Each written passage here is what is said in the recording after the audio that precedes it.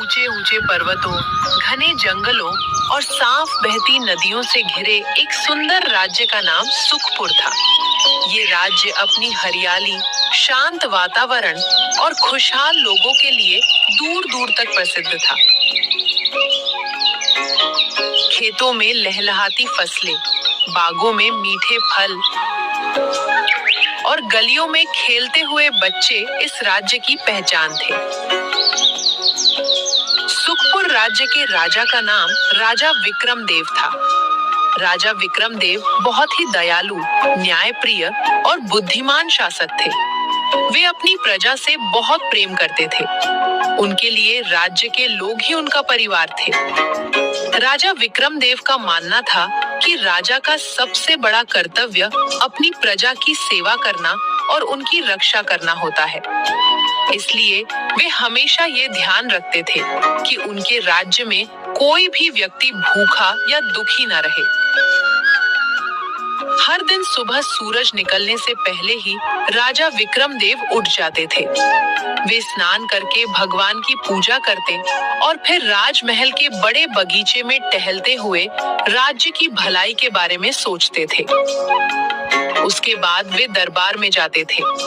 दरबार में दूर दूर से लोग अपनी समस्याएं लेकर आते थे। कोई किसान अपनी जमीन के झगड़े को लेकर आता था, तो कोई व्यापारी अपने व्यापार की समस्या लेकर। राजा हर किसी की बात बहुत ध्यान से सुनते और न्यायपूर्ण निर्णय देते थे। इसी कारण पूरे राज्य में लोग अपने राजा से बहुत प्रेम करते थे। एक दिन दरबार लगा हुआ था। राजा अपने सिंहासन पर बैठे थे और मंत्री तथा सैनिक उनके पास खड़े थे। तभी दरबार में एक गरीब किसान आया। उसके कपड़े फटे हुए थे और उसके चेहरे पर चिंता साफ दिखाई दे रही थी। उस किसान का नाम रामू था। रामू ने हाथ जोड़कर कहा, महाराज, मैं बहुत बड़ी मुसीबत में हूँ, कृपया मेरी मदद कीजिए। राजा ने बड़े प्रेम से कहा, घबराओ मत किसान, अपनी परेशानी बताओ। रामू ने दुखी होकर कहा, महाराज, इस साल मेरे खेत की पूरी फसल बाढ़ में बह गई। मेरे पास न खाने के लिए अनाज बचा है और न ही पैसे हैं। मेरे छोटे छोटे बच्चे भूखे सो रहे हैं। रामू की बात सुनकर राजा विक्रमदेव का दिल पिघल गया।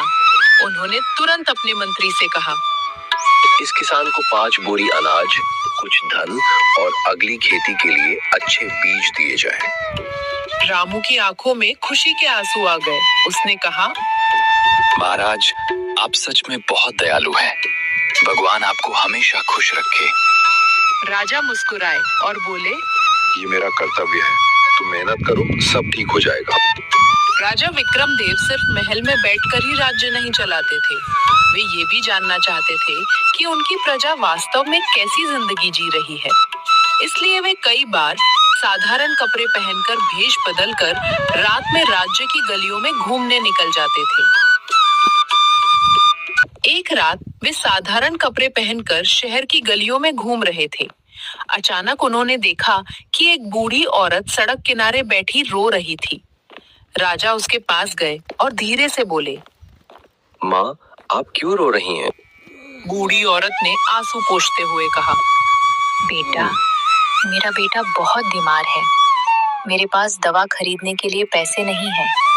राजा विक्रमदेव को ये सुनकर बहुत दुख हुआ। उन्होंने तुरंत अपनी जेब से कुछ पैसे निकाले और बूढ़ी औरत को दे दिए। उन्होंने कहा, माँ, इन पैसों से अपने बेटे का इलाज करा लो। बूढ़ी औरत ने खुशी से कहा, बेटा, भगवान तुम्हें बहुत खुश रखे। राजा मुस्कुराए और चुपचाप वहां से चले गए।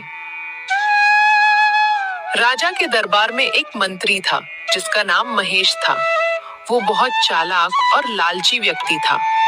उसे राजा की दयालुता बिल्कुल पसंद नहीं थी। वो सोचता था कि राजा गरीबों की मदद करके खजाना खाली कर रहे हैं। एक दिन उसने राजा से कहा, महाराज, आप हर दिन किसी न किसी को धन दे देते हैं। अगर ऐसा ही चलता रहा तो खजाना खाली हो जाएगा।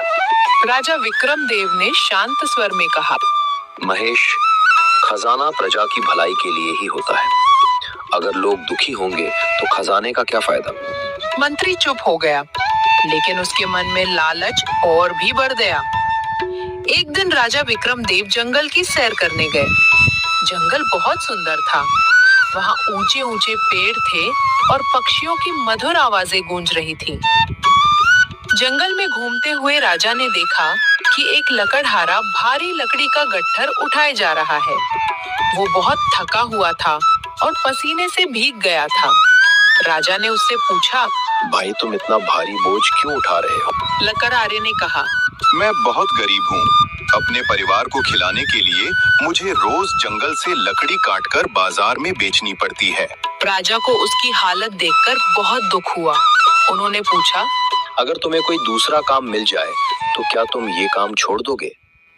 लकड़हारे ने तुरंत कहा, हाँ साहब, जरूर छोड़ दूंगा। अगले दिन राजा ने उसे महल में काम दे दिया। अब वो आराम से अपने परिवार का पालन करने लगा।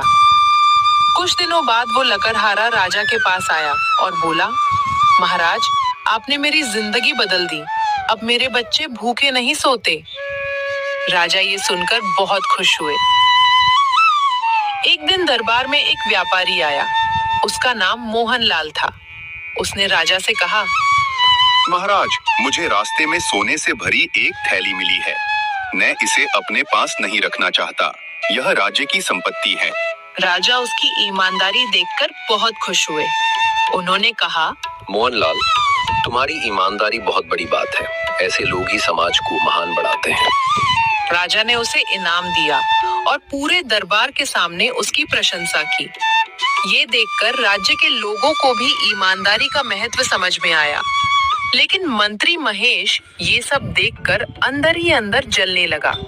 उसने सोचा कि अगर राजा की प्रतिष्ठा ऐसे ही बढ़ती रही तो वो कभी राजा नहीं बन पाएगा। इसी कारण उसने राजा के खिलाफ एक बड़ी साजिश रचने की योजना बनाई। मंत्री महेश के मन में लालच और ईर्ष्या धीरे धीरे बढ़ती जा रही थी। उसे राजा विक्रमदेव की बढ़ती लोकप्रियता बिल्कुल पसंद नहीं थी। राज्य के हर कोने में लोग राजा की दयालुता और न्याय की प्रशंसा करते थे। ये बात मंत्री महेश को अंदर ही अंदर जलाती रहती थी।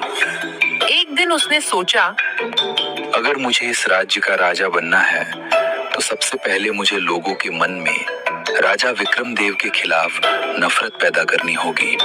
यही सोचकर उसने अपनी साजिश शुरू कर दी। मंत्री महेश ने अपने कुछ भरोसेमंद लोगों को बुलाया और उनसे कहा, तुम लोग पूरे राज्य में ये खबर फैला दो कि राजा विक्रमदेव खजाने का सारा धन गरीबों में बांट रहे हैं। अगर ऐसा ही चलता रहा तो जल्द ही राज्य कंगाल हो जाएगा।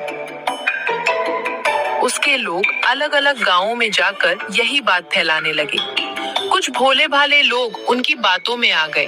वे सोचने लगे कि शायद मंत्री सही कह रहा है, लेकिन ज्यादातर लोगों को अपने राजा पर पूरा विश्वास था। वे जानते थे कि राजा विक्रमदेव हमेशा सही फैसला करते हैं। कुछ महीनों बाद सुखपुर राज्य पर एक बड़ा संकट आ गया। कई महीनों तक बारिश नहीं हुई। खेत सूखने लगे, नदियों का पानी कम होने लगा, कुएं और तालाब भी सूखने लगे।